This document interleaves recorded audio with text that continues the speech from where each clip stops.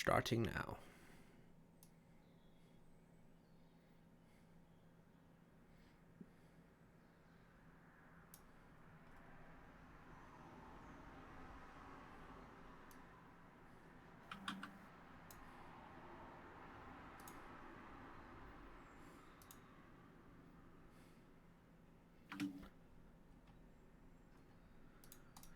Well, hello everybody and welcome to the Formula Fun podcast for the 2019 Monaco Grand Prix.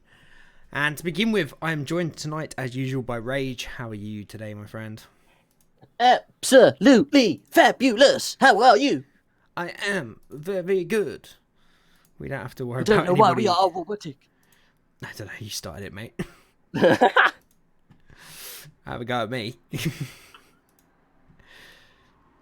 Oh, a little bit of trouble with the stream there. There we go. Yeah, everybody knows my brilliant skills when it comes to placing images on stream. Oh, there no. we go. So we're here to talk about, I didn't think I'd say this, probably the most exciting race of the year. Oh, blimey. You sure? It didn't have much competition. I think maybe Australia and Bahrain were quite good. But certainly China and I guess. Baku and Spain were not brilliant. Little damp squibbers, as we to call them in the biz. In this biz we call show, which this is definitely not. It was, well, for the Monaco Grand Prix, it was spectacular. It was absolutely crazy. You still want it gone There were off the cars calendar left, after right, that? and centre. People on fire. We had Was there any fire? No fires. No fires. Not even a hint of fire. No. Not even a flame. I didn't watch the Formula 2 races, so I can't say for certain. There was no. I watched one of them at least. There was no fire in that. Did you? Yes. That must be a first. I was off work on the Friday and I thought, fuck it, let's watch some Formula 2. Was that a decision you Hello, Fox. enjoyed or regretted? I enjoyed. I thought it was okay. I stopped halfway to make coffee and food and came back and it was still going. It's incredible, that, isn't it? I know. And then there was a red flag. And I felt that I probably made my coffee at the wrong time. Was that young Schumacher's red flag? It was. It was. I did see that. Fox, have you joined us on this stream? Yes, I can barely hear you. Oh, well, that seems like a Good. you problem. Well, do you... Typical Rage. Well, that's your problem. I'm going to carry on talking. No. Okay, well, see if you can sort that out and you can join us when it's all good to go. But yeah... It sounds fine on and off. Oh, it's fine for me. Yeah, I can hear you good. Well, you guys are across an ocean, but Yeah, we can hear you.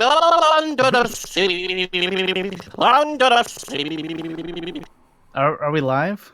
Yes. we are, yes. Of course we are. It's the normal shit show. We are very much alive. And live. It was getting back to Formula 1 if we must. I thought it was a great race, and it was one that was... Some would say there was another race that we could talk about that happened this weekend. I couldn't, for the life of me, think what it would be. Could you, Fox? Yeah, Formula 2. Is that what we're talking about? Oh, yeah, I think so. That's another one, isn't it? There were many There races was an this American weekend. thing going on, was it?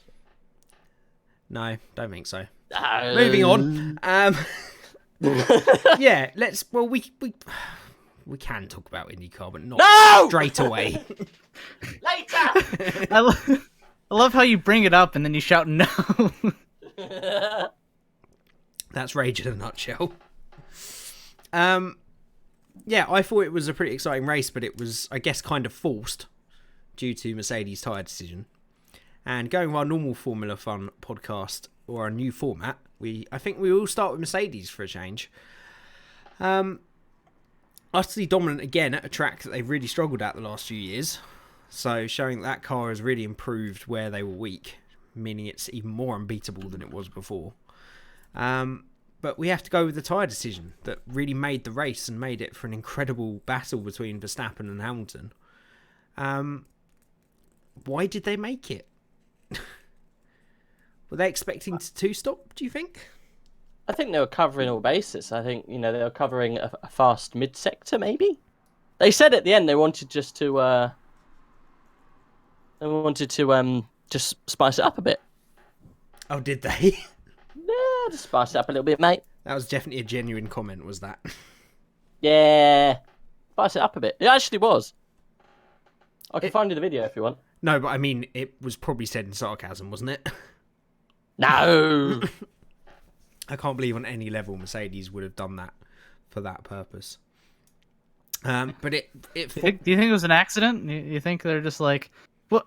Were those soft tire or medium tires? I thought we had the hards. Oh gosh, possible. our mistake. They copied what other people were doing. I think is probably what they did. Apart from all the cars around them. No. Well, Verstappen, Vettel, and Bottas were all on the hard tyres.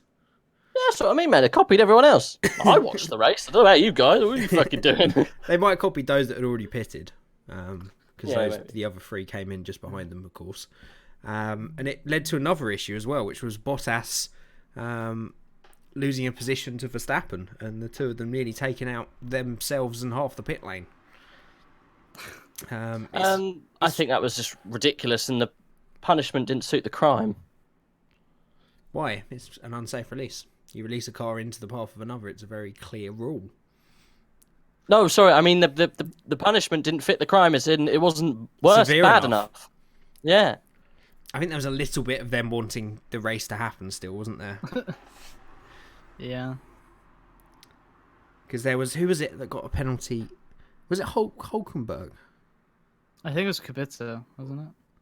Was it Kubica? Someone got a 10-second penalty. Yeah, for next to no, nothing. Giovinazzi for running into Kubica. That's the one. I knew it was someone. Yeah, there we go.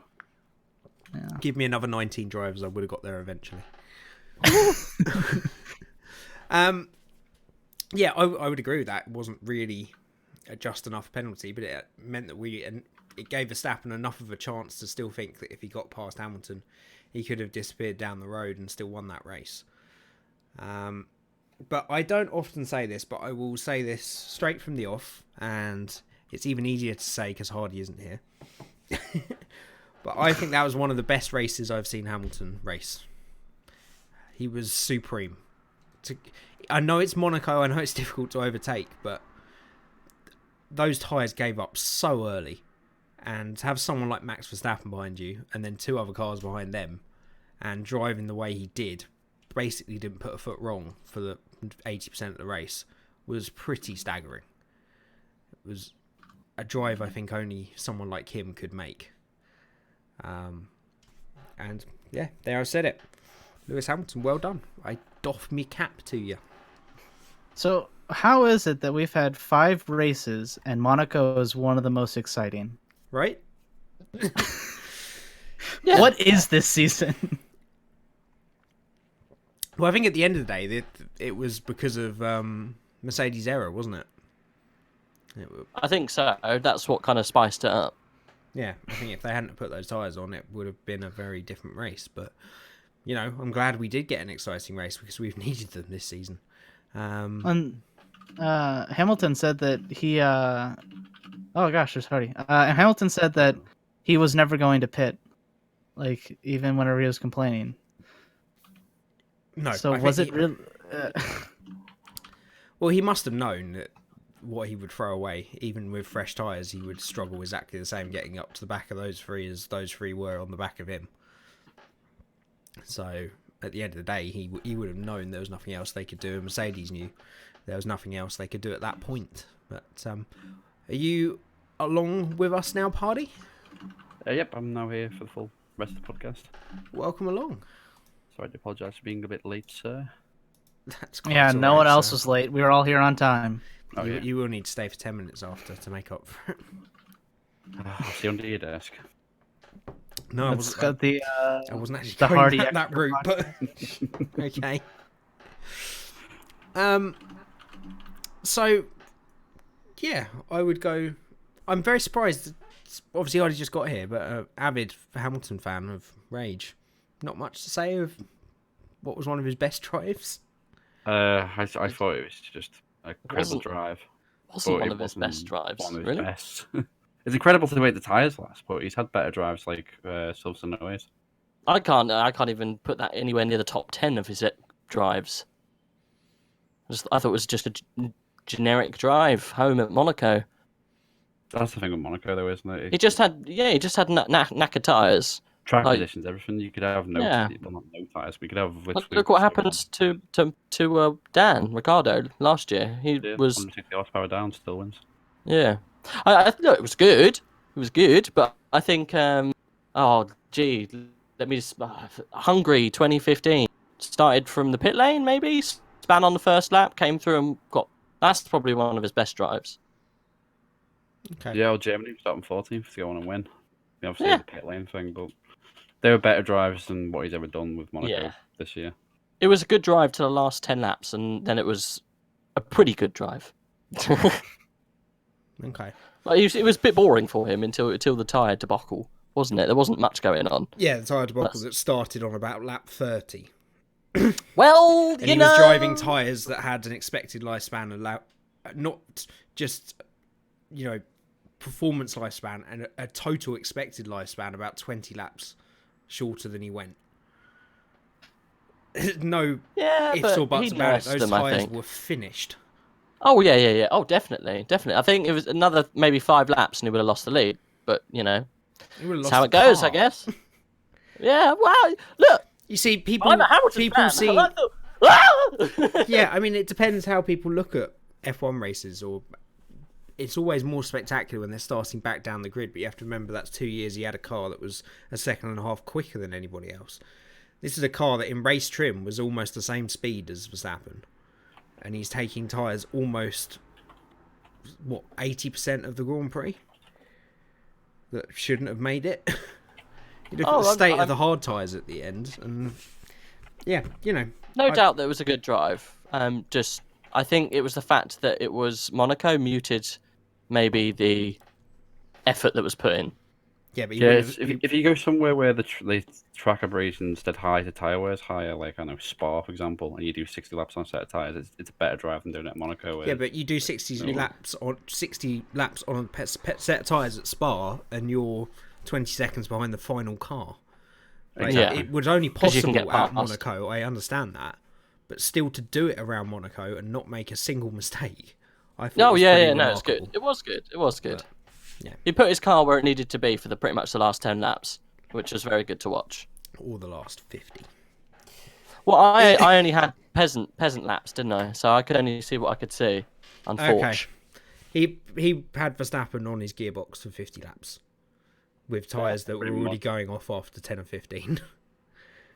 I thought it was pretty remarkable, but there you go.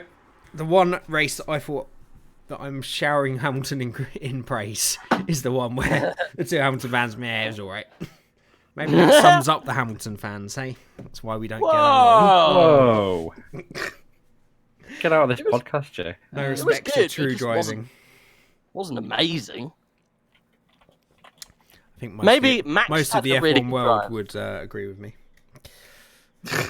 But, I don't follow like a sheep. I'm afraid I make my own choices. Okay. So do I. Before we move on to Verstappen, who I want to talk about next. Bottas. I mean, he was a little bit shafted, wasn't he, by Mercedes with the having to stack, and it kind of killed his race. But he had a good showing at turn 1. I was happy to see him get his elbows out against Verstappen. I think Verstappen acted ridiculously. Even Vettel came over the radio to comment how bad that first that pit stop incident was. The crime was definitely weak. 5 seconds to Bottas's 25 because he had to pit again. It's just not good enough. Lenient. Yeah, it wasn't good enough. It should have been a 10-second stop and go or something. Or a drive through. Or a drive-through. Something that puts him behind Bottas for that.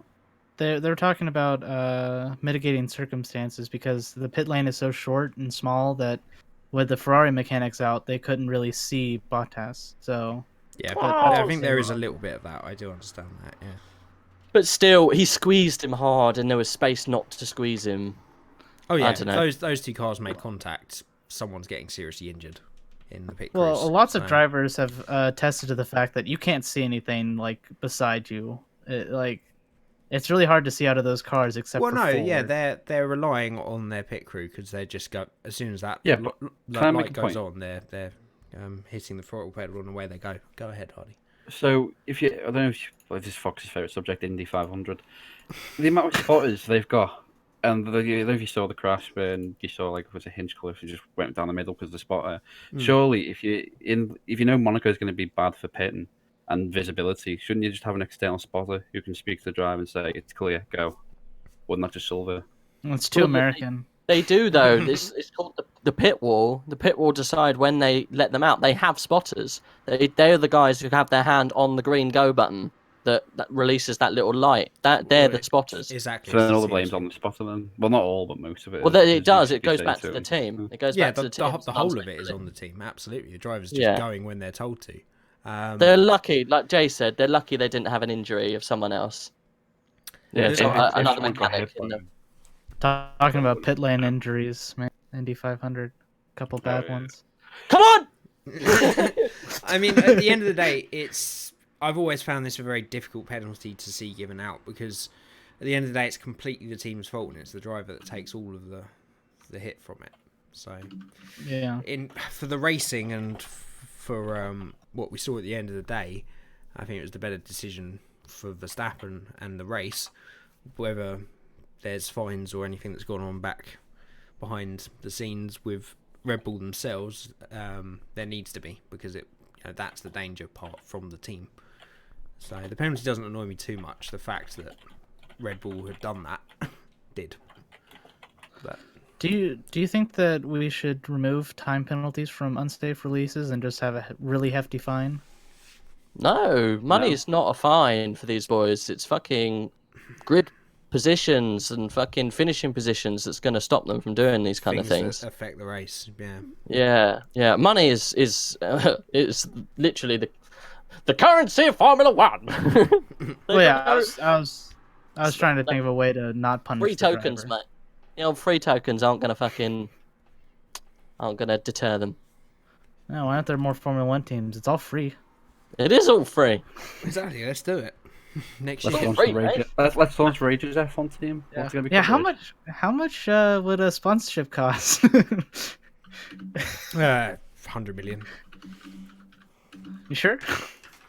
100 million. What about Formula 2? Only about 10 million. Formula 3 it is. Formula 4 it is. Talking about the back of the front wing underneath one of the flaps that you can't even see it unless you're underneath the car. On the underside of the floor. Yeah, we're sponsors. Formula Fun Podcast. We're on there. We only see it when there's a massive crash. We could probably sponsor some rallycross drivers. Oh yeah, that's not millions at all. Not rallycross. The rallycross ones, the amateur rallycross ones. Oh, the amateur, yeah. Yeah, we could sponsor some amateur normal driving. Tarmac. Yeah, so circuit drivers. Yeah. We should be the title sponsor of the Indy 500. Or we could sponsor our own car at next year's Citroen C1 24 Hours, which I really want to do. But no one seems to want to do it with me. Citroen C1 24 Hours? Yes. There's 100 of them. We've gotten on a bit of a tangent. Yes, we have, but that's what we're good at. Is this a real thing? A real thing, yeah. This is a legitimate race. I was watching it this year on a live stream. There were quite a lot of YouTubers doing it in different teams. I'll post it in the Discord. But yeah, I could probably get us a free graphic sponsor on this, by the way. As in an actual graphics work.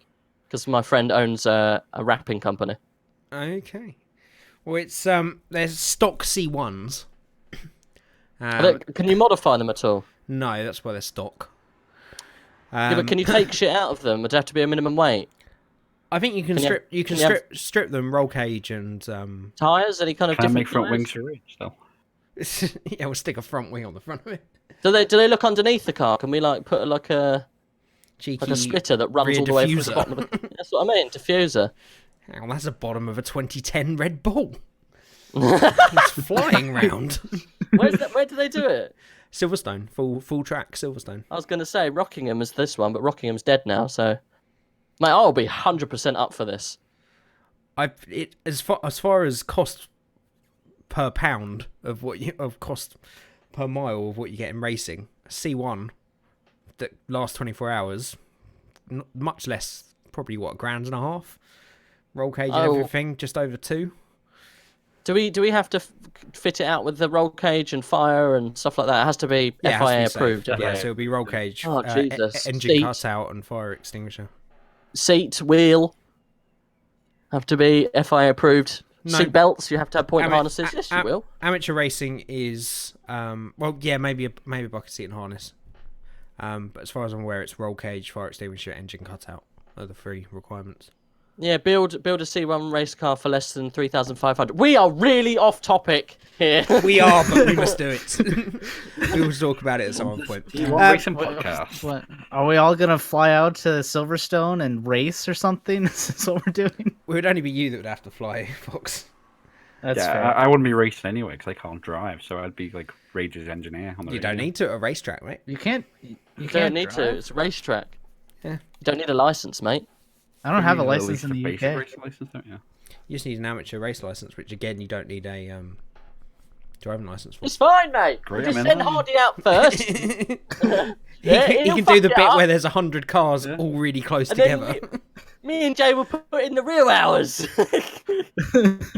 I'd be more comfortable being your engineer because I love like the Rage. Tell me to fuck off or leave me alone. Well, I've got some people at work that might want to do it as well. I've been talking about. How many people can you have? I think it's maximum 5 or 6. I'll be a race strategist. You'd want 5 or 6 really, because what you're talking about, that's still 4 hours between. If you want 5 or 6, I'll stay back in the factory and give you some live data. Oh, you do have to modify them slightly. You do get a minimum spec of what you can modify. So you can modify the basic suspension components apart from the shocks. So you can do drive shafts, upper wishbones. Obviously, you have to put in the cage. You can buy it as a kit, actually. Wishbones, drive shafts, cage is 1,500 quid. I feel like we can discuss this after Considering a basic C1 you could get for $1,000, just over $1,000, I reckon. It's not bad, is it? We can get some really nice tyres on there, mate. And what I can do when we buy our C1, what I'll do, I'll go in and I'll shave all of the excess weight off each and individual bolt, so it's literally just nut straight on there. Oh, that's anal. I do not trust you to shave anything off any bolts. Yeah, we're out there for 24 hours now. Ray just shaved a bunch of metal off the bolts. It's going to be real safe. The window won't do up. Yeah, mate, I shaved off all the inside. Also glued the door shut, so there's no draft. You have to go in through the sunroof. Well, yeah, Fox is right. We can talk about this another time, but I really do want. Oh, you have to use specific tyres. Nankang AS1 tyres. Did they last 24 hours? Do we need a pit crew? Oh yeah. No, you won't need any. You only need one. You're breaking exactly up really power. Badly, you're not spinning wheels. I don't know if it's just me. Oh, it's because I've got millions of pages open because I'm looking at all the mods you can make to the car. He's got me really excited. Yeah. Okay, well, this will be an ongoing thing, but if we do it, it will have Formula Fun podcast on the side. As amongst many other terrible sponsors, I'm sure. Can we make like really funny sponsors? Like we could have like Dickens cream in a can. No, like Dickens sausages, and you open the door and it just says Dick. Have Rage's F1 fantasy team name on the side? No. On the back, hashtag. I refuse to put any money into a venture that does that. Oh, that's right. Formula One. Shall we go over to Max Verstappen? Yes. And Red Bull. It was a great performance from him, but still not really the Monaco specialist that Daniel Ricciardo was for 4 or 5 years. He's still not completely at home on that circuit, is it? But let's be honest, he didn't crash. He finished, would have finished on the podium. And pushed Hamilton for a good 40-50 laps. So it's a fairly good performance from him. Yeah. Yeah, pretty much. Rage is just continuing to Google fucking Citroen C1, isn't he? Wow, we found his career now. It's his dream. He's literally gone. But yeah, Max Verstappen, I thought he done quite a good job to always keep the 6-10 gap to it, especially when they came out saying he was in the wrong engine mode after the pit stops anyway for the rest of the race. So the move was, whatever you want to call it, I guess it was a racing incident really. But great to see, it was more of a mature driver than what he normally does at Monaco over the last few years. So you can actually see the progress that he's making, and it's really good to see. No, I'd agree with that. Finally maturing into the number one role of the team. Yeah, I think there's plenty of times there where he could have sent it on Hamilton and didn't. I think that is that maturity again. He obviously did, as you say, make that one move out the tunnel. It was he had to go for it at that point, wasn't it? He was probably maybe a second quicker a lap, so 5 laps was kind of the limit for him still to win that race. So he had to go for it. At the end of the day, it was Hamilton that actually cut the chicane. I think if he'd slowed it down and not skipped the corner, he would have had a fair shout of that Hamilton gained an unfair advantage. But still, he gave it a go. He had a good race. And yeah, it's a shame he wasn't second, because he would still be third in the championship, and that's just a bigger meme for Ferrari, as it was Sebastian Vettel actually overtook him again. Pierre Gasly, it was a better weekend from him. Didn't win like I predicted. Did you actually predict? I forgot that. Yeah. You laugh now, but eventually I'll make a crazy prediction that's right, and everyone will think I'm smart. As soon as I delete all my other stupid As long as they forget all the stupid predictions you made before, yeah, exactly. I think Gasly, it was much improved. He definitely showed some good pace in qualifying and through practice. He was obviously handed the penalty for holding up. Who did he hold up? Was it Magnussen? Grosjean. Which was really a slam dunk. That was definitely a penalty there. Well deserved. You can't just sit where he was sitting.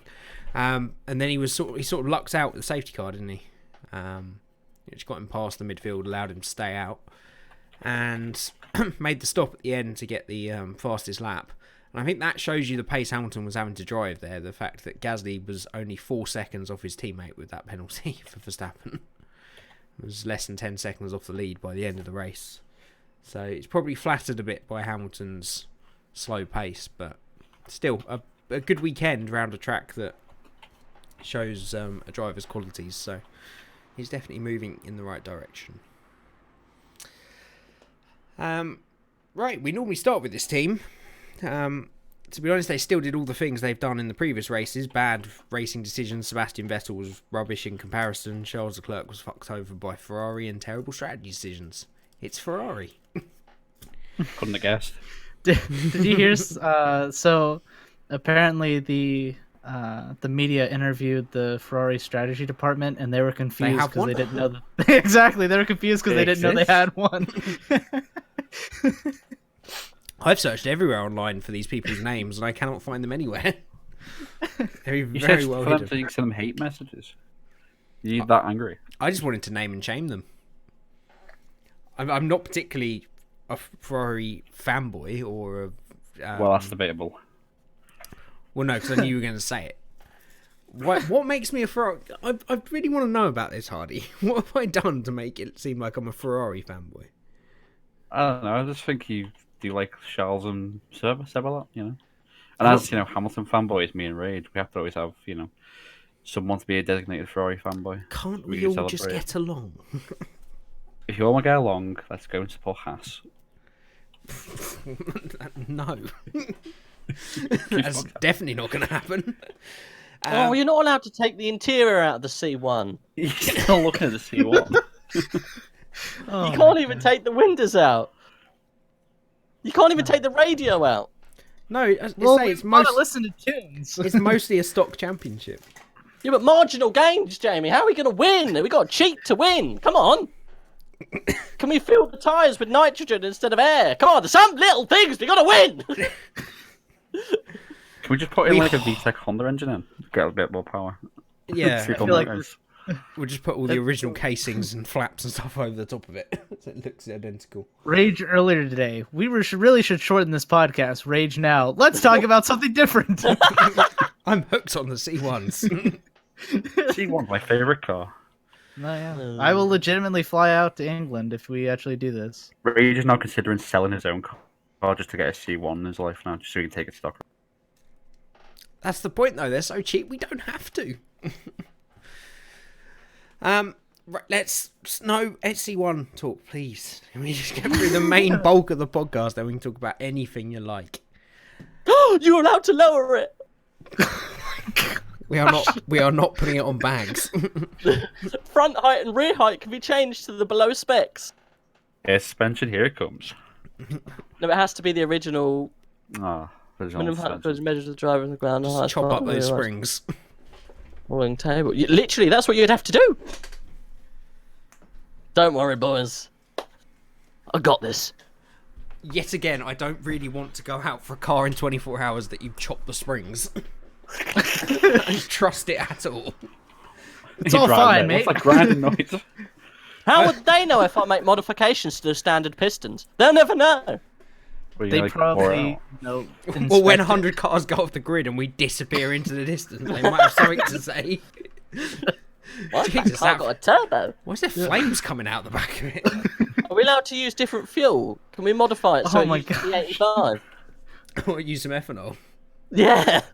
So McLaren. Don't see why not. Okay, carry It'd on. be pretty costly to import, though. Yeah, we'd like to import 24 hours worth of ethanol. Sorry, I can import stuff. What is illegal in UK that's not illegal in the US? It's not illegal. I just don't think it's sold en masse here. Ethanol. I'm sure you can get it somewhere. Ethanol? Oh, you definitely can at Santa Pod. There you go.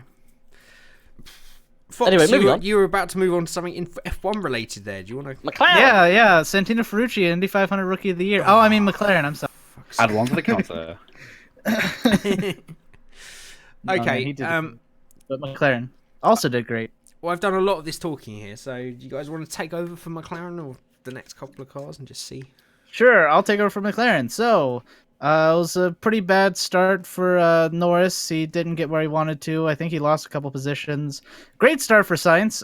He went up the one of the bravest moves I've seen at Monaco. He went up the inside at turn 1, and then he was still on the inside going into turn 2 and turn 3. And then he passed, I think, both Toro Rosses.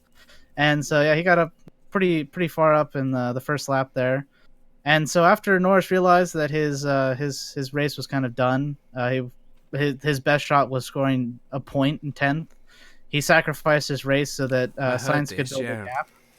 Sainz could build a gap, and then so he could pit, and then he came out ahead of Ricciardo and Magnussen and all that, and he scored, was it P6, I think? Yeah, stayed ahead of both Toro Rossos as well because of that. And both Toro Rossos beat the rest of the midfield because they followed him as well. So yeah, it was a pretty shrill move from McLaren, but it destroyed the race of Hulkenberg and Magnussen, who were having a great race up until then. Oh yeah. But no, it was a good performance from McLaren. It was nice to see that. They would have been playing those kind of tricks the last couple of years, but for maybe a point. Now that it's best of the rest, it's pretty decent. And Sainz did a good job to hold on to that as well, because the Toro Rossos were very, very quick this weekend. And stay ahead of the pair of them, even though it is Monaco. Still a good job from him. And Norris said that he was happy to play second fiddle, so that was kind of nice to hear.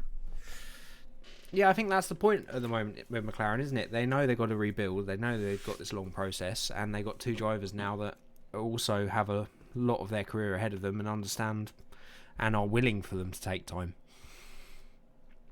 Unlike a certain Spaniard. But he doesn't even qualify for races. Carlos Sainz loves it. No. He doesn't even qualify for races anymore, so he's not really worth talking about. Yeah. He's a has-been now. Wash up has-been. He's taken the bad people with McLaren to Indy with him by the looks of it. Oh gosh, yeah. Who is the head that they already kicked out? It wasn't Jill DeFering. It was Bob Fernley, wasn't it? Bob Fernley, yeah. The ex Force India guy. But yeah, they just didn't do a good job there. But yeah, good points for them. No.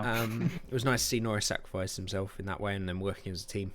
Some good points from them. Toro Rosso, very good performance from them. Again, it was a bit flattered by the moves that McLaren were pulling, but they both qualified in the top 10 anyway. Seemed to have good pace, and as strong as Albon's been, and as much as I hate the torpedo, he's been doing some decent jobs recently, and another good weekend from him, to be honest. Yeah, it's nice to see a nice little resurgence from Danny Fiat, because there is definitely a talent there, and I just think he was promoted well too quickly back in 2016. But now he's had time to like mature and calm down a bit, and it's good to see him back doing well. Well, exactly. When you see the performances he put in against Danny Ricciardo for a year compared to the results Gasly's putting in against Verstappen, it does put things into context a little bit. And they were, well, at the end of the day, they weren't wrong replacing Verstappen, putting Verstappen in for him, because Verstappen's been a superstar. But at this kind of moment, he might have been the better driver for the second slot there. But he's doing everything he can, and some good points for them again. And all 4 Hondas in the points. Honda done really well this year. Yeah, that engine is seeing a resurgence, definitely. And Alonso didn't qualify, and it's all Honda. Oh wait, I didn't actually. They have a Chevrolet for that. Yep, they had Chevy, which is the preferred for speedways because it has more horsepower. But not as good on the fuel as we found out, though. No, it's not good on the fuel. That's their downfall. But more horsepower, which is important for speedways. Absolutely. I guess Renault were next in the finishings, but I do want to talk about Haas because Kevin Magnussen's qualifying lap was pretty spectacular. No, I'm confused. Did he hit the wall on the lap that he got the fastest lap, or did he hit the wall and then come in pit and then come out and do that fastest lap? I did see him hit the wall a few times. It is quite normal to hit the wall on your fastest laps in Monaco, yeah. Okay. Because you can just brush them, or you have to brush them really to get the fastest. I mean, I was time out. very happy with Magnussen for reasons we'll get onto later in the podcast, I'm sure. Fantasy. But yeah, I thought he'd done quite a good lap, to be fair. But yeah, you got to be careful hitting those walls. If you just kiss it, it's fine. It's a little bit more than that, and that's it, your whole qualifying and effectively race over. Yeah, it's a very, very fine margin. But yeah, unfortunately, Grosjean wasn't really on the pace that weekend, but Magnussen was definitely shafted by Norris. He was on for a great result there, so it's a bit of a shame. And I did want to kind of see that battle between Ricciardo and him that was brewing, because obviously Ricciardo just nipped past him on the first lap. Would have been nice to see, but alas, we did not. Yeah, and Grosjean, it was an average weekend. We'll have to see with him. I've got a strong feeling he might be the driver to make way at the end of the season, the way it's going. He did really well on those soft tires. Is that what they're called? Yeah, soft tires. He did It's a question I'll ask Jay. Who would you replace Grosjean with at Haas for next season if you were going? Ferrucci. A big fat naked man. To the counter. Thanks for your input, Rage. Go back to your C1s. I just found out that you can only use normal pump gas, not E85. Oh, that's a shame. And the use of additives is prohibited. I do also want to kind of keep the cost of this down a bit. I want to start spending huge amounts of money on ethanol and the conversion needed, and we need to get a custom ECU to map it for ethanol. Anyway, it's all fine, mate. It's all fine. No holes barred when we go racing. I don't know. I don't know who they've got in their junior program. That would be the natural progression for them. Delatraz. I think that's about it. I think they got rid of Maney and Ferrucci. Did you see Ferrari putting Callum Milot in there? Potentially. He's doing very well this year in Formula 2. That's the potential. In terms of who I'd like to see, if it was an ideal world and manufacturers weren't an influence, I'd like to see Russell go into that car. Russell would do well. Because I think he's a great talent, and I can't see much movement for him anywhere else. Fox just wants 2 drivers, which is just Alexander Rossi and Ferrucci. And that other American that's in Formula 2 now. Juan Manuel Correa, Rossi's had his or turn. Herta. He's not going to come back. Oh yeah, no, Rossi doesn't want to come back. He likes the IndyCar too much. He's doing a pretty good job of it as well. Yeah. To be honest. No, it's going to be one of their junior drivers if it is, but which one and if any of Callum Elliott's a good shout. Yeah, I could see him. He's done a good job, and I'd like to see another British driver in F1, so all for it. But we'll see. That's the thing, isn't it? Whether they have someone ready, they are so happy with that lineup at the moment. We'll have to see. Yeah, it's a shame that they didn't swoop in and grab Pato Award. That would have been a good one. Yep, it would. Yeah, there's quite a few Indy drivers that could come the other way, but it's not really the general progression for them. There's so much money in IndyCar alone that they don't really need to. So that's... Oh, Pietro Fittipaldi is the other test driver. Okay, maybe. There is an outside chance as well. Mick Schumacher. How about Jake Dennis? I think he'd do well. Well, he should be in every car, but it's not going to happen. How I don't about think Ranganathan? Schumacher. Who has F2? the super license points? Does like Fittipaldi have and Schumacher have? Schumacher does license? now. Oh, yeah, He does. Okay. Schumacher will. Yeah. I could see Alfa Romeo being a better step and more normal step. Oh, for yeah. him, but I don't think he'll actually get it for a couple of years. I think they will halt it. Wait till Kimi goes. well, he doesn't want it either. He wants to take his time and spend as much time as he can in Formula 2 to learn his trade. Yeah, I think so. Would be a bit of a. I think the next person we'll see come up will be Tictum. Potentially, it's Toro Rosso. Does Yeah. he have a super license? Yeah, They'll does get now. one. I think. Yeah, I'm pretty sure he does now. Okay. It's one of those things. Super licenses. If they want someone in F1, they'll find a way to get the points. They just have to. If they've been doing the tests or whatever, then they got a super license. And I'm pretty sure Tictum's been in the car, hasn't he? 90% sure he's been in the car. Yeah, he's definitely Yeah. been in Wait. the car. No. If they've, I think a testing license is like 25 points or something, and a full license is 50. I know, but Yeah, but they Schumacher hasn't been in the car yet, has he? Schumacher hasn't been in the F1 car yet, has he? Yeah, he was. Yeah, in, yes. was it Spain or was it the one before? Spain Barcelona testing. Then he's Bahrain. Yeah. then he's Bahrain, yeah. he's got a super license then. I thought you had. I think you have to be an official practice session, don't you? Oh, I don't know. Yes, maybe. Yeah. I don't know. I think yeah, super license for official practice session. I think yeah. I think testing session might be slightly different then. Yeah. But you have to do a certain amount of testing hours before you get your super license. That's what it is. Yeah.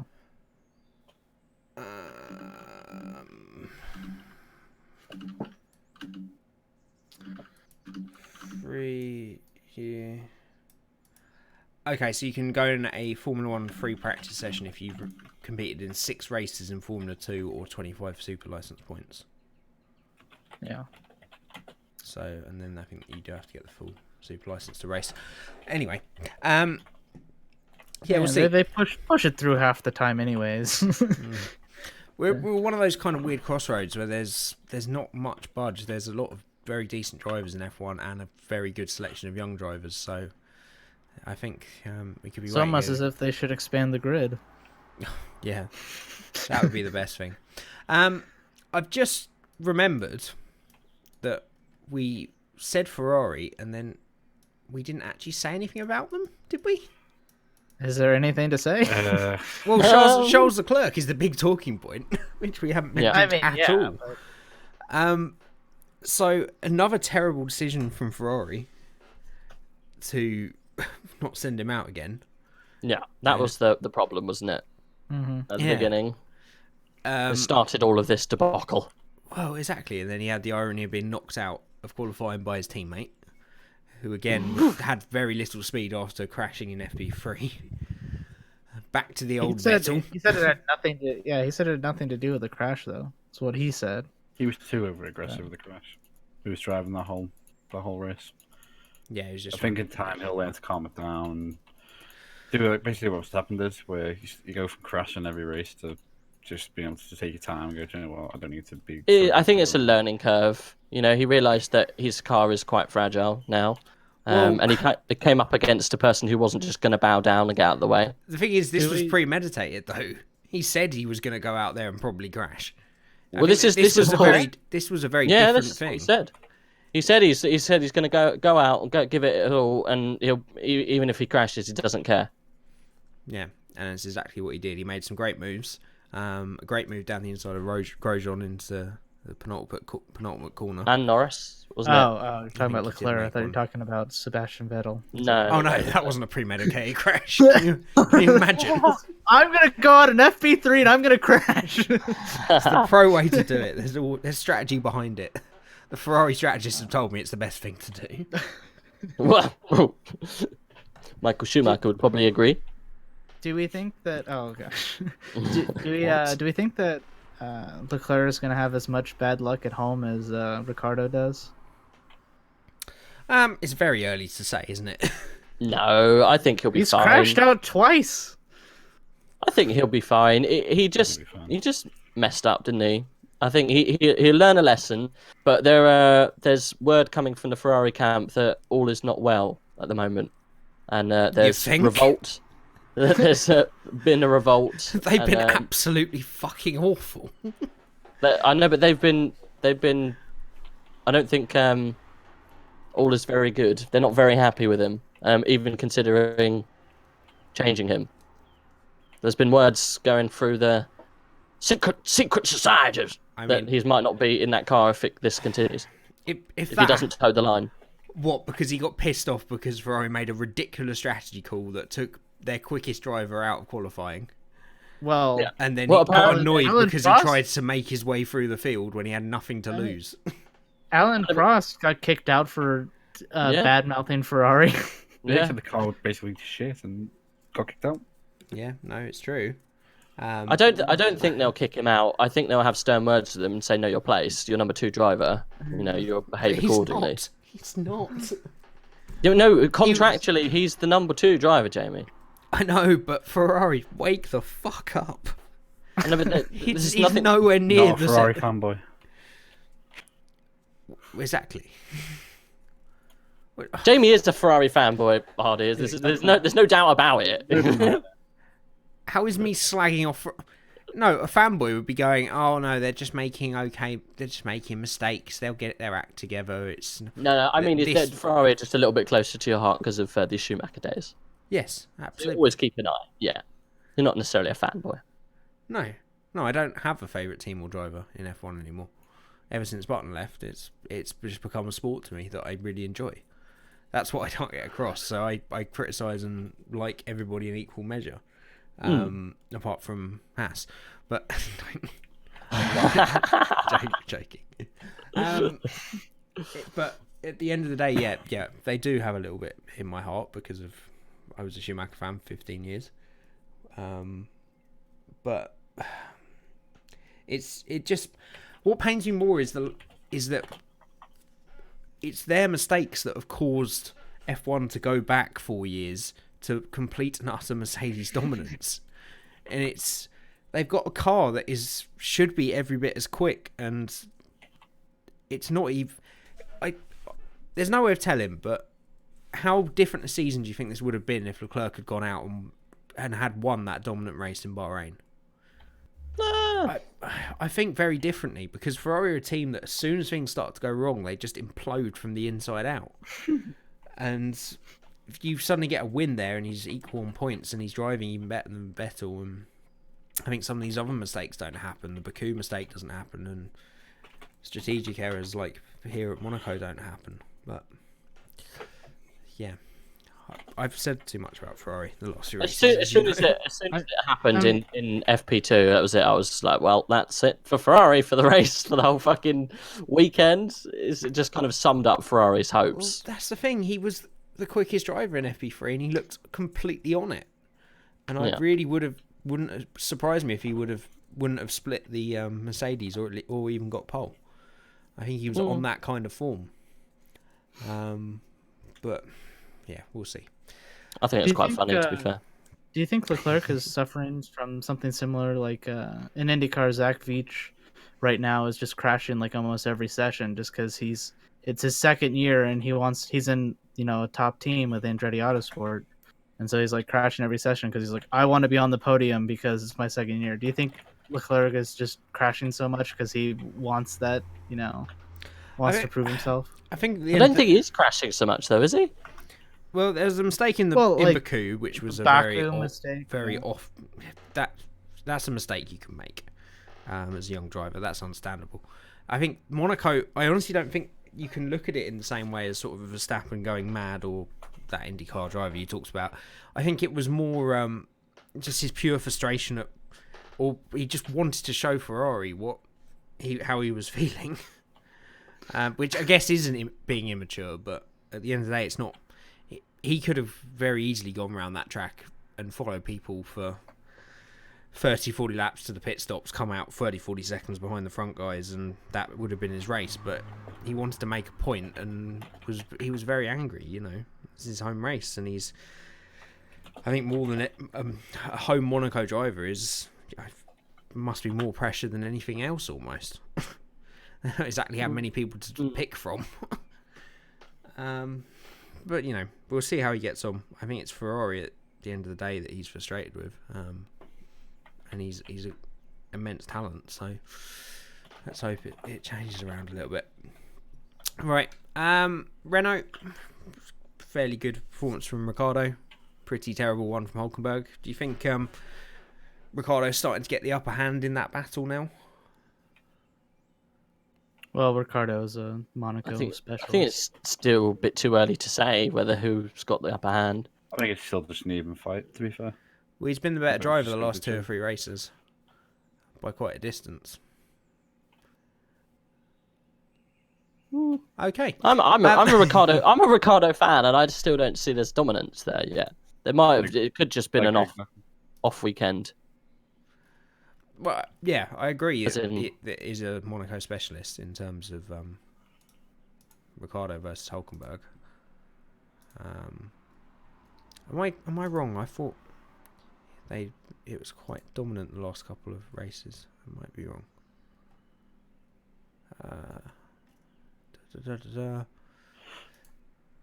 Beat him in Spain. Spain happened. I forgot about that. Was the only one to get. I think a lot of people did. I don't hold anything against you there. He was quite way ahead in qualifying as well. He retired from the race in Azerbaijan and qualifying. Oh, they didn't even make Q2 Q3 in Azerbaijan. Of course, they didn't. They're Renault this year. And yeah, he outqualified him in Azerbaijan as well. I've noticed he's been getting a little bit the upper hand, but I guess you're right. We will see. I'm sure Hülkenberg will come back at him in certain races. Right, we've done Haas. Racing Point. Terrible. It's like a bad stroll in the park. Oh, nearly as bad as that joke. Hey. I thought the Marshals were lucky to be alive. Yes. Oh yeah. Yeah. That was questionable, definitely. So for that, what were they doing? They got caught out because he was in a pit. No one told them. Yeah, but I did see some. I seem to remember around the time of the safety car, I saw some other incidents, or I saw a brief moment on track of some cars going past the Marshals in the middle of the road. I think it was F2. No, I didn't watch F2. Oh, so okay. It wouldn't have been that. In F2, Giuliano Lacey got hit in the back by Sean Galale, and at the chicane, and he ended up in the middle of like the runoff area, and so they just double waved the yellow flags, and there's like 7 marshals sitting in that runoff area, waiting to push Giuliano Lacey across the track. They didn't even pull out a safety car. No virtual. No virtual. It was just like, oh, is there virtual or not? I'd imagine there's a virtual whenever there's marshals on track. They didn't. They no safety car, just double waved yellows, and just like, I would not trust those drivers. Like, I mean, some of them are like top notch and going to be Formula One drivers, but not all of them. No, and people are always going to be fairly on it when there's double wave yellows. Definitely not slowing down from anybody. They'll have a slight lift to show that they've done it, but that's about it. Yeah, it was a little bit dangerous. Needless to say, the Monaco Marshals are brave. Fuck yeah. Very, yeah. Oh yeah. Yeah, it was a terrible weekend for Racing Point, really, wasn't it? Do you think Perez is gonna get fed up and go to like Haas or something? No, I can't see him going to Haas. I don't think he'd want to be with Magnussen. If they get rid of Grosjean, then maybe when they get rid of Grosjean, I shouldn't say if. Sorry, Fox. I think from Perez's point of view, he's still got the time and he can wait and see if where that money's going to take them. I think that is the issue at the moment. That money has not taken effect because the car they started with this year was very much the old car that they designed before they got the money. Or you think he's really going to have a shot in the Racing Point? The money's there, and considering what that team has done in the past with a very low budget, I think there's a good chance that they could definitely move to the front of that midfield in the coming years. Especially like a regulation change like 2021. I could see them being a Toyota or a BMW. No, but surely a driver of Perez's age and skill wants a first-class drive, no? Yeah, but he's missed that chance. Do you think? I think like Hulkenberg, he's definitely that, and Grosjean, that ship has sailed. Yeah, he had his chance at McLaren and he blew it. And unfortunately, in Formula One, you don't really get to reverse that. And I think the top teams now, I can't see it. Red Bull are always on their program. Mercedes have got young drivers for days, but none of them can get in because it's Hamilton and Bottas is back on form. And Ferrari have got young drivers for days, and they've got a 5-time world champion and a 4-time world champion, and one of the greatest new talents to come through, haven't they? I don't think there's a door open there for him. Otherwise, he would have taken it by now. McLaren was his chance against someone like Jenson Button to just show your dominance and show your speed, and he mucked it up a little and was found to be actually quite a abrasive and difficult teammate to work with as well, which is not what the front teams want, really. So, unfortunately, yeah, I think... I guess it's his best chance then to try and come good in a midfield pack. Exactly. Where would you put your money if you could from a midfield pack in this current state? Mine would be with Renault. What year are we talking? Just 2021. By then, or for the new regs, yeah. New regs. I'm going to say Renault. I think they're probably best chance. Maybe McLaren. I'd have to say McLaren or Racing Point at this point. To make a march on the top three, or at least dominance over the top four. If there is a budget cap, I would say Racing Point or Haas, because both of those teams are pretty efficient with what they have. I don't think Haas have got it to do the top flight stuff. No offense. I know you like Haas, but I just don't think they're quite there yet. They're just a bit too young. Not while they're Ferrari customers. Yeah. They don't have their own factory to produce parts. They're just not at the level that needs to be a top flight team anymore. No. I could definitely see Racing Point. I can see McLaren getting their act together by then. Yeah. I'd love to see McLaren get their act together. Oh, don't we all? I say it more out of hope than expectation, to be honest, with them. I think they're moving in the right direction. Yeah. It depends. Anyway, we're getting sidetracked. It depends how big a reg... Well, it's going to be like 3 minutes of finishing up, so... it depends how big a reg change that is. If it's of the 2009 levels, then yeah, anyone could win. Whoever gets that little leap forward in untold cheatsy doodles. And it needs to be taken away from it being an engine formula as well, which is what worked so well in 2009 because the engine regs stayed very similar apart from the KERS additions. It was the diffuser exhaust system that gave everyone the fucking runaround there over that time, wasn't it? It was, but because they were drastically different cars because they were completely different wings. They simplified the aero. They went slick tyres. There were some big changes that year.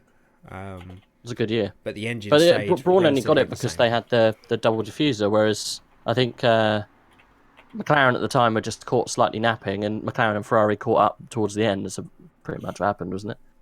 Yeah, and Red Bull were definitely the best car by the end of the year. That's what they carried on. But as a lot of people said, that Brawn might not have won if it hadn't have had that Mercedes engine in it as well. And Button was on form that year.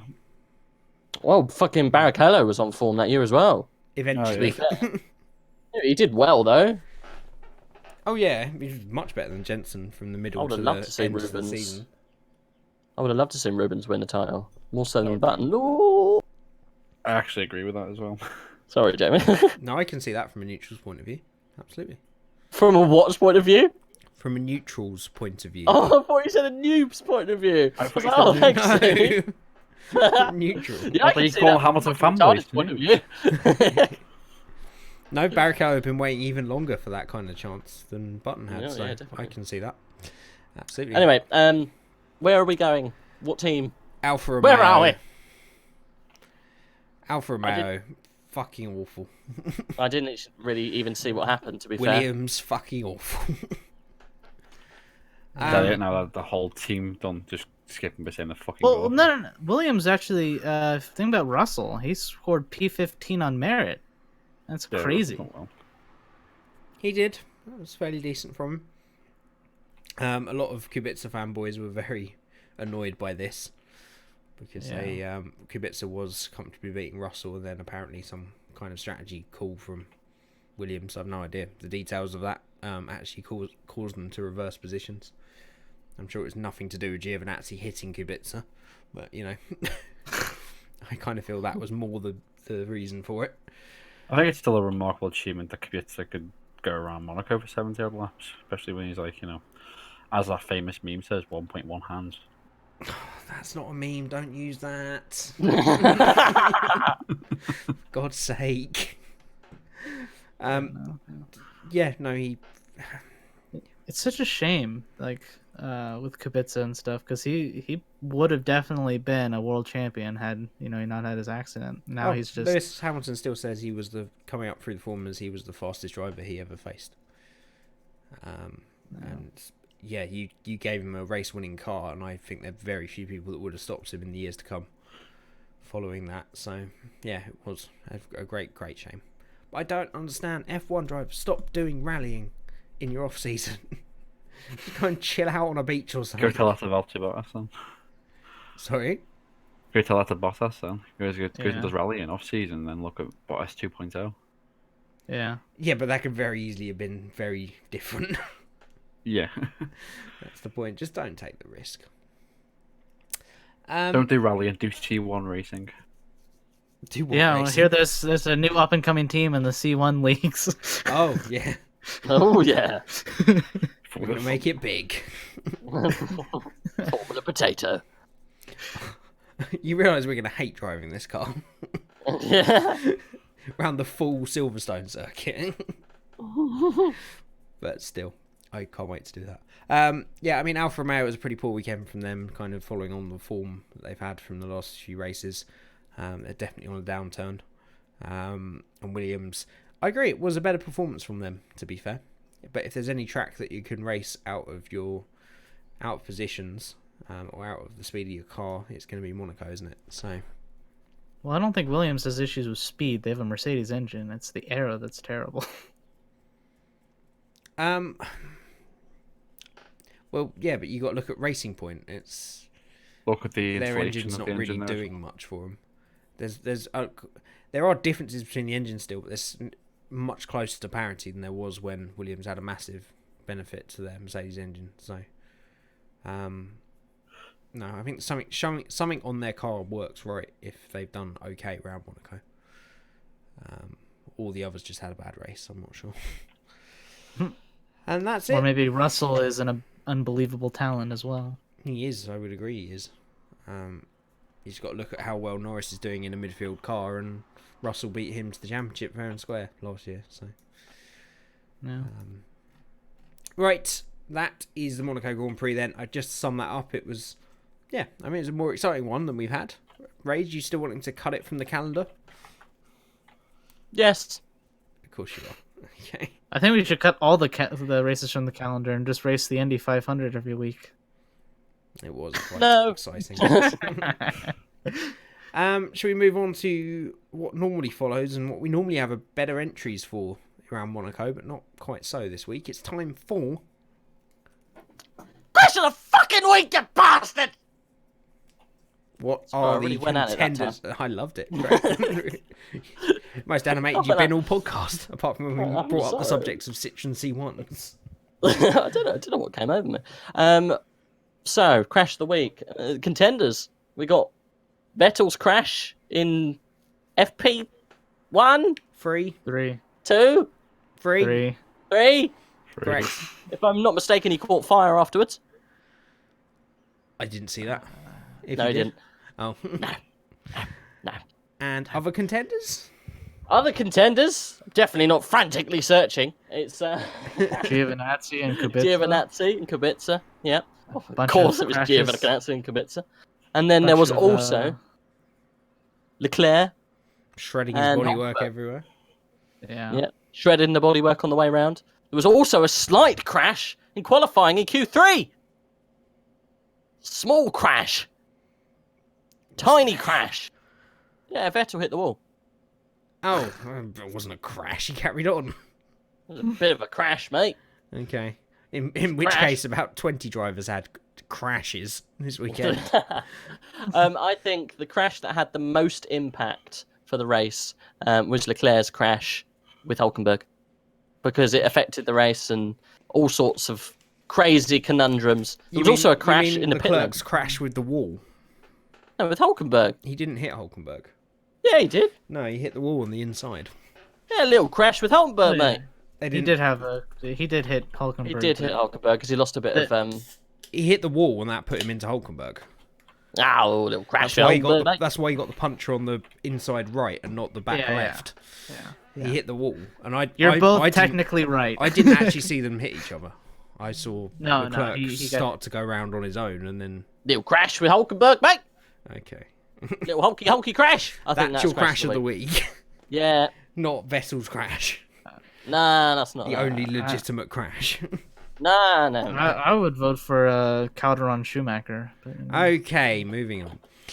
To be fair, I thought Ericsson's spin in the pit lane was probably crash of the week. Oh yeah, that's true. Yeah. That was quite spectacular. Well, and there was some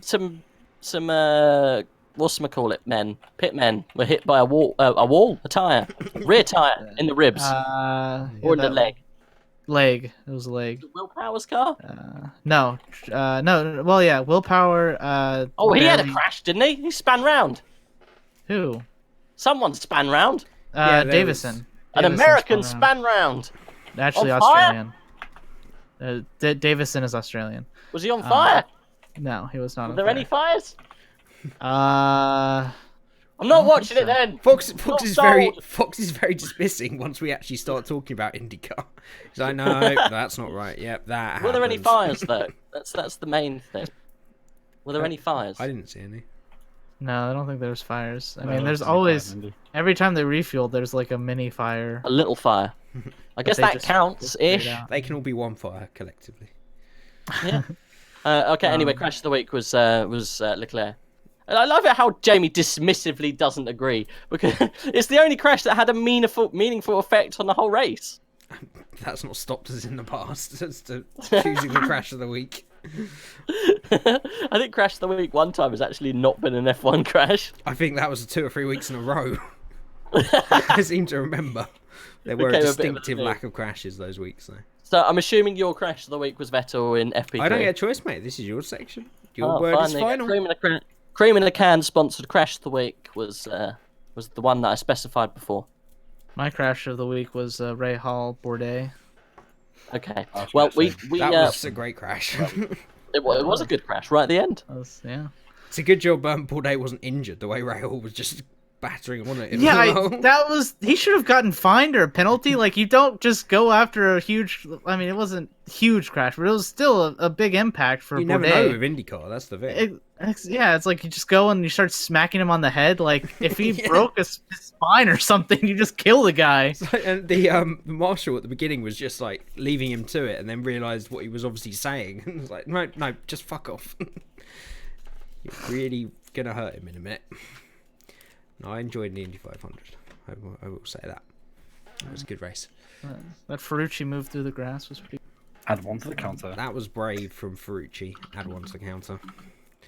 It's very brave. I just love Ferrucci. Add one to the counter. It's one day we're gonna even get a counter, maybe. Right. Rage gets meme of the week ready, and before we do that, and then the predictions for next week, I will go over fantasy very quickly. Can we not? I've given up at this point. Well, I think we're going to. Right, let me just get this up on stream. Right. So still leading the way is Grant. This is the guy you brought in, Hardy, wasn't it? Yep, he literally joined it and straight away went to the top and keeps telling me every week how Well, I he can't believe he's still top. I presume he had a team at the beginning. Yeah. Yeah, because you can just transfer your teams, can't you, in these leagues? Yeah.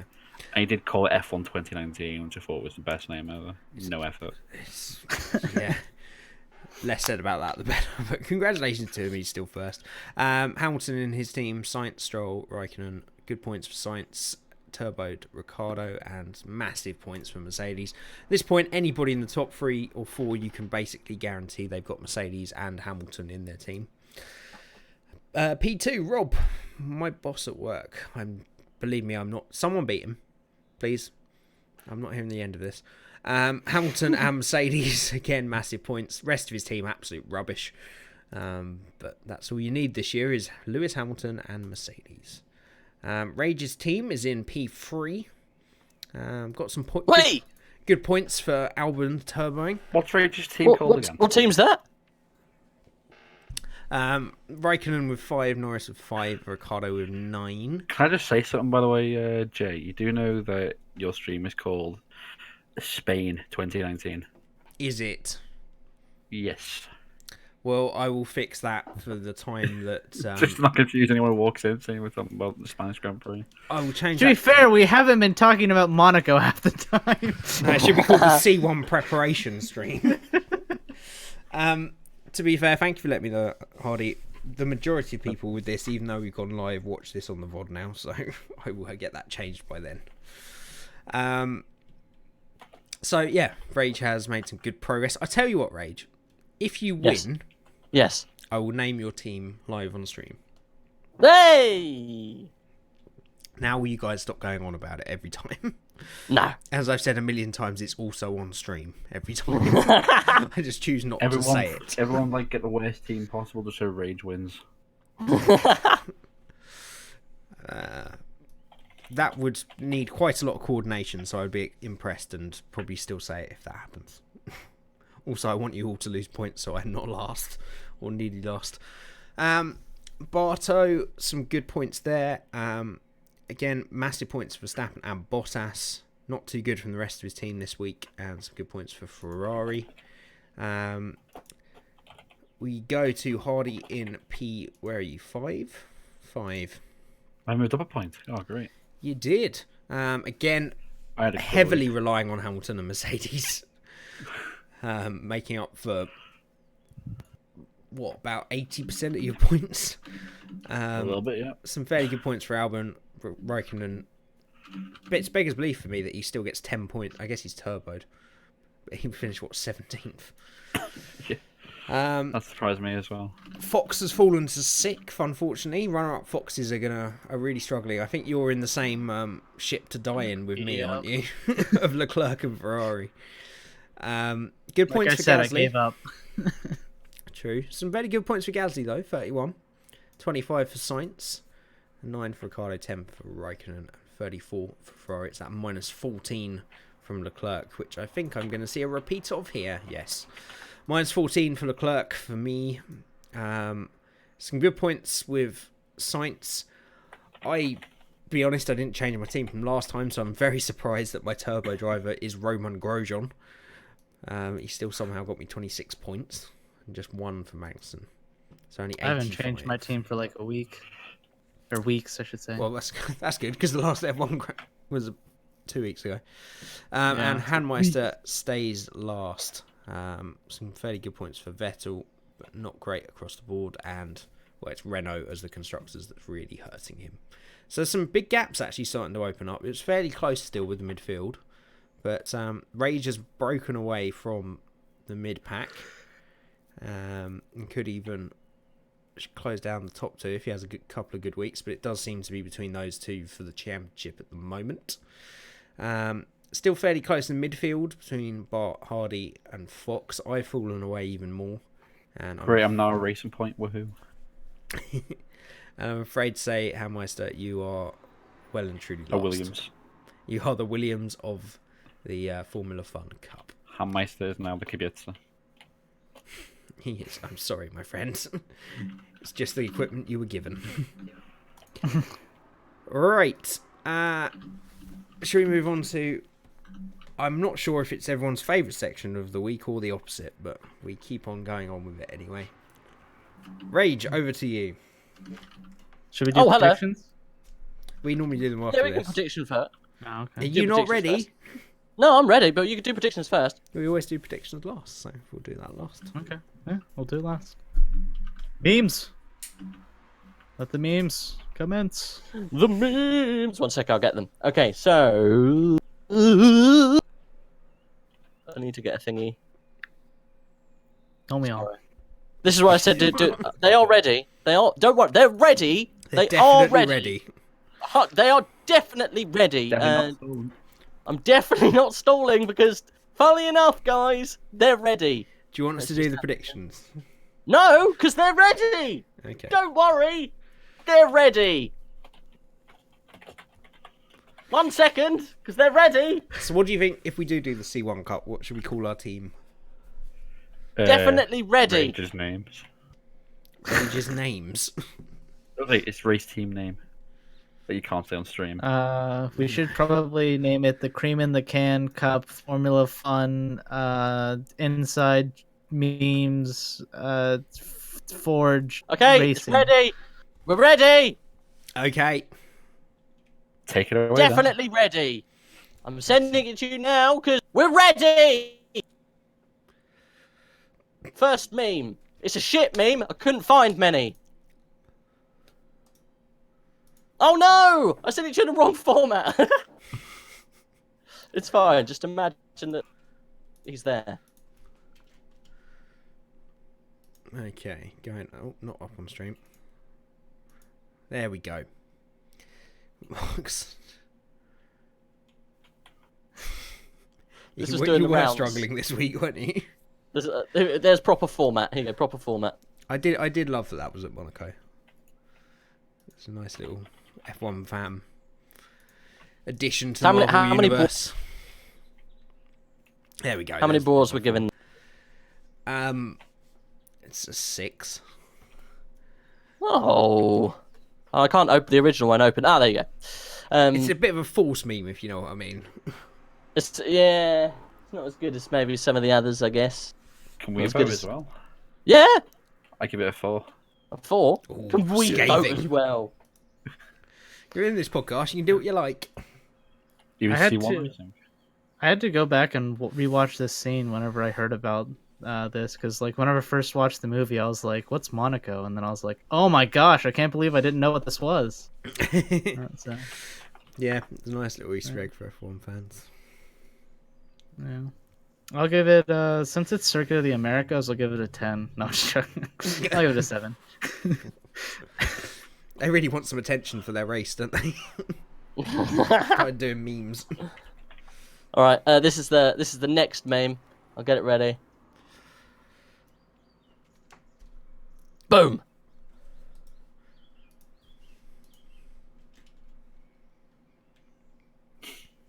What? Parkour.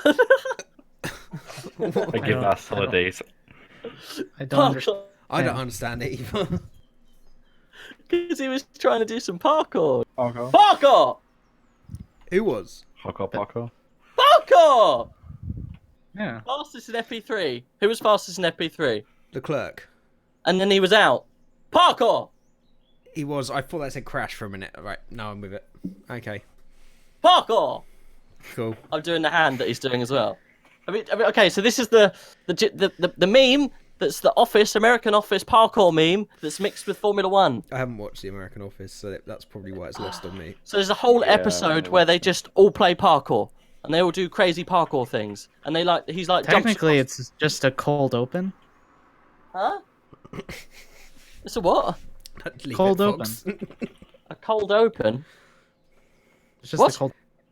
Do you not know what a cold open is? It's basically the scene before the actual show.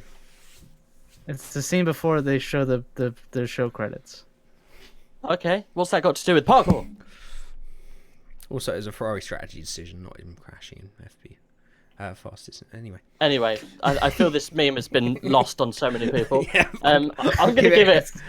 This made me laugh out loud. This, for me at least, it's a merge of two different memes. So I'm giving this a 7.5 bars. I bow to the expert. Actually, I'll I'm give changing. it a 5. I'm gonna go 7.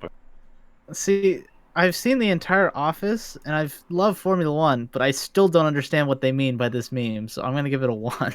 What? What? Scathing.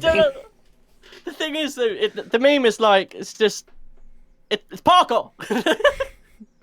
If you don't know the meme, then... The whole episode, they're just jumping around doing bullshit, and it's meant to be like, wah! And then the reason... I've seen the episode. I know, but parkour, he tries to... It crashes! It's parkour! Ah! He didn't crash in Q1, though. Not Or here. whatever, it's parkour.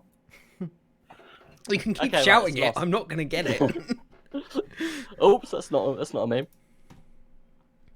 Okay, next one. Yeah, I don't understand the meme. I've seen the episode and I laughed at the episode, but I don't Fine! understand. Moving on! This is the best meme I could find, and it actually made me laugh as well.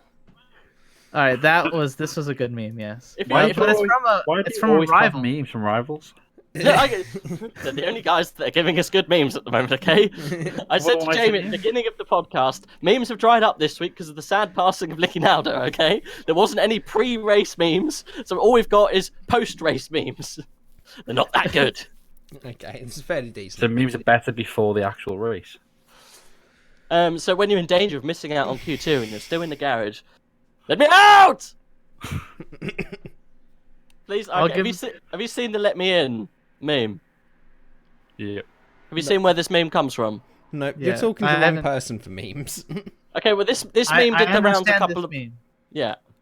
Been around So for a little while. The meme was going around maybe a couple of months ago, and it was just a random cut down of a random TV program. I don't know what the program is, but anyway, I think that the words are meant to be they're meant to be "Let Me In," isn't it?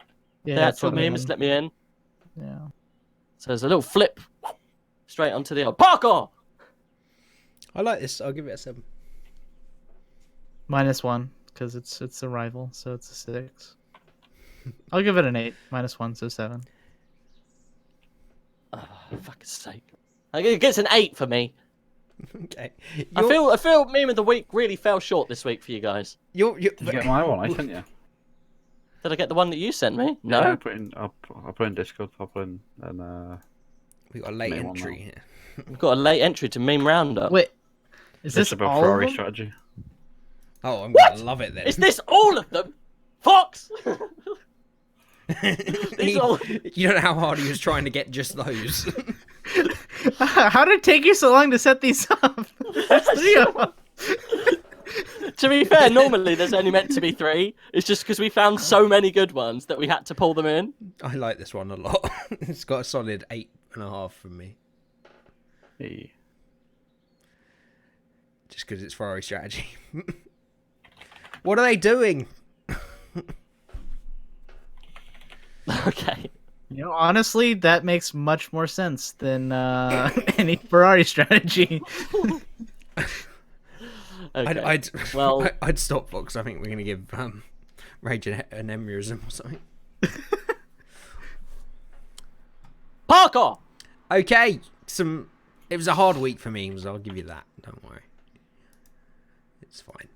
Right, shall we go on to predictions?